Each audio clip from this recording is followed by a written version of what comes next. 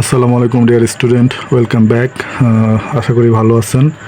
আজকে ফিউচার টেন্সের চেনার উপায় প্লাস স্ট্রাকচারগুলো নিয়ে আলোচনা করব। এর আগে আমরা প্রেজেন্ট এবং পাস্টের চেনার উপায় প্লাস স্ট্রাকচার করেছি। আপনারা আশা করি এটা উপকার পেয়েছেন। মনে হয় অবশ্যই দেখে দেখে প্র্যাকটিস করলে অবশ্যই উপকার পাবেন। আস্তে আস্তে এটা যখন মেমোরাইজড হয়ে যাবে তখন আপনারা দেখা লাগবে না।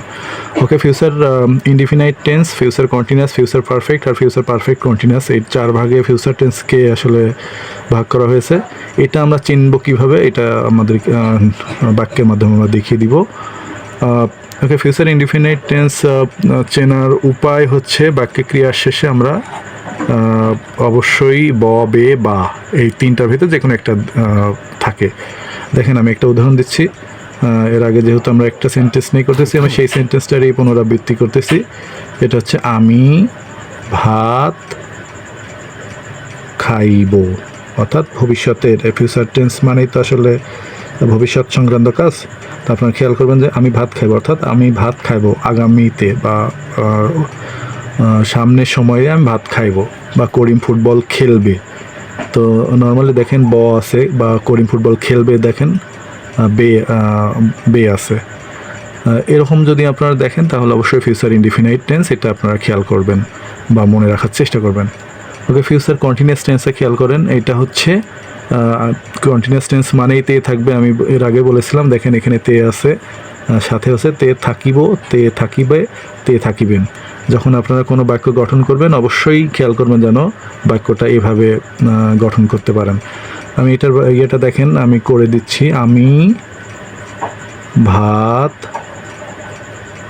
খাইতে থাকিব, দেখেন আমি কিন্তু মিলিয়ে দিয়েছি, খাইতে থাকিব, অর্থাৎ তে থাকিব আছে, এখানেও তে থাকিব আছে। ক্রিয়ার শেষে আমি খাইতে থাকিব এটা পেয়েছি, তার মানে এটা ফিউচার কন্টিনিউয়াস টেন্স।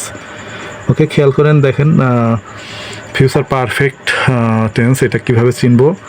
আ থাকিব, আ থাকিবে বা আ থাকিবেন থাকে। আমি একটা বাক্যের মাধ্যমে আমাদের স্টুডেন্টদেরকে সহজ করে দিচ্ছি, যেহেতু আমরা সিরিয়ালে আসতেছি, ওই বাক্যটা দিয়ে আমরা আসলে এটা শেখাবো। আমি ভাত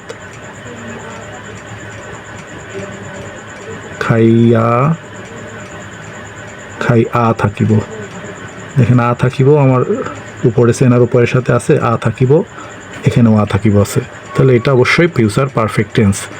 ফিউচার পারফেক্ট কন্টিনিউয়াস টেন্স চেনার উপায় কি দেখেন, এইগুলোর সাথে আমরা সময় উল্লেখ থাকবে, এটা খেয়াল রাখতে হবে যে তে থাকিব, তে থাকিবে, তে থাকিবেন, অর্থাৎ এই ফিউচারের সাথে, ফিউচার কন্টিনিউয়াসের সাথে ফিউচার পারফেক্ট কন্টিনিউয়াসের মিলটা হচ্ছে এইগুলো বাক্যের ক্রিয়া শেষে থাকবে, প্লাস এর সাথে সময় থাকবে, অর্থাৎ 1 ঘন্টা ধরে খাইতে থাকিবে। দেখেন আমি 1 ঘন্টা যাবত ভাত খাইতে থাকিব। ওকে, আমরা দেখুন সময় উল্লেখ আছে প্লাস তে থাকিব, এটা থাকলে আমরা ফিউচার পারফেক্ট কন্টিনিউয়াস টেন্স মনে করব। স্টুডেন্ট দেখেন, চেনার উপায় যেহেতু হয়ে গেছে, আমি এটাকে কিভাবে ট্রান্সলেট করব সেটার স্ট্রাকচার নিয়ে একটু আলোচনা করি। আমরা এখন স্ট্রাকচার নিয়ে আলোচনা করব। ফিউচার ইনডিফিনিট টেন্স স্ট্রাকচার হচ্ছে সাবজেক্ট, তারপরে শ্যাল বা উইল থাকে, তারপর হচ্ছে ভার্বের প্রেজেন্ট ফর্ম থাকে, দেন হচ্ছে অবজেক্ট বা বাকি অংশ। তাহলে আমরা এই যে আমি ভাত খাইবো এটাকে কীভাবে ট্রান্সলেট করবো, আপনারা এখানে দেখতে পারবেন যে এটা হচ্ছে সাবজেক্ট হচ্ছে আই, তারপরে আয়ের সাথে শ্যাল বা উইল যে কোনো একটা বসে। আধুনিক গ্রামারে আসলে শ্যাল উইলের কোনো ডিফারেন্স নেই, আপনারা উইল দিয়ে ইউজ করতে পারেন, শ্যাল দিয়ে ইউজ করতে পারেন। আমি শ্যাল দিয়ে করতেছি, আই শ্যাল, এরপর হচ্ছে ভার্বের বা ক্রিয়ার হচ্ছে মেইন ফর্ম, প্রেজেন্ট ফর্ম, অর্থাৎ খাওয়ার মেইন ফর্ম হচ্ছে ইট, আই শ্যাল ইট, বাকি অংশ হচ্ছে rice. Okay, I shall eat rice. খেয়াল করে আপনারা এটা একটু দেখবেন। পরে হচ্ছে ফিউচার কন্টিনিউয়াস টেন্সের স্ট্রাকচার খেয়াল করব। দেখেন, সাবজেক্ট উইল বি বা শ্যাল বি প্লাস ভার্বের সাথে কিন্তু আইএনজি বসাবো, দেন বাকি অংশ বসাবো। তাহলে আমি ভাত খাইতে থাকিব, এটা দেখলেই আমরা কিন্তু বুঝবো যে এটা ফিউচার কন্টিনিউয়াস টেন্স। সুতরাং এটা আমরা ট্রান্সলেট করি, আইয়ের সাথে শ্যাল বি বা উইল বি দুইটা যে কোনো একটা দিতে পারি।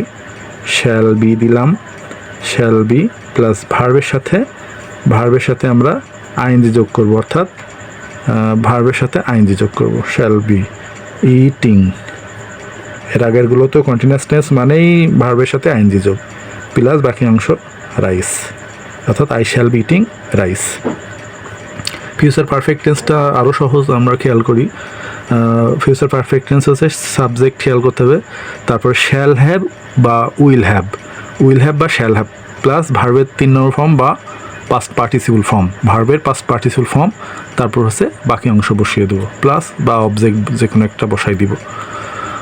আমি ভাত খাইয়া থাকিব, থাকিব, এখানেও চেনার উপরের ভেতরে থাকিব আছে, এটা দেখলেই আমরা কিন্তু বুঝবো যে এটা ফিউচার পারফেক্ট টেন্স। তখনই আমরা এই সূত্র দেখে করব, সাবজেক্ট কি বসাবো আই, তারপরে আমি শ্যাল যেহেতু করতেছি শ্যাল হ্যাভই দিই, শ্যাল হ্যাভ প্লাস V3 যেটা হচ্ছে ভার্বের হচ্ছে পার্টিসিপল ফর্ম, সেটা আমি বসাবো। ইটের হচ্ছে পার্টিসিপল ফর্ম হচ্ছে ইট অ্যাট ইটেন, বাকি অংশ হচ্ছে রাইস আছে, আমি রাইস বসাই দেবো। তাহলে I shall have eaten rice. অবশ্যই স্টুডেন্ট খেয়াল করবেন ফিউচার পারফেক্ট টেন্স বা ফিউচার কন্টিনিউয়াস টেন্স অনেক স্টুডেন্টই আসলে ধরতে পারে না, আসলে বাক্যটা সাজাতে পারে না, এজন্য আমাদের এই সমস্যাগুলো হয়।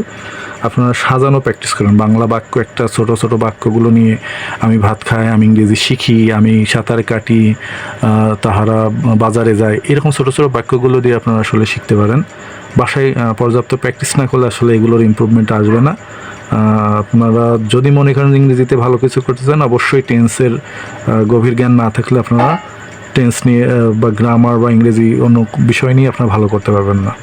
নেক্সট আসি ফিউচার পারফেক্ট কন্টিনিউয়াস টেন্স, এটা তে থাকিবেন প্লাস এটার সাথে সময় থাকবে, অর্থাৎ আমি 1 ঘন্টা বা আমি সোমবার হতে বা আমি মঙ্গলবার হতে ফুটবল খেলিতেছি বা আমি ভাত খাইতে থাকিব, এটা সময়টা খেয়াল করবেন, তাহলে আমরা স্ট্রাকচারে চলে আসি।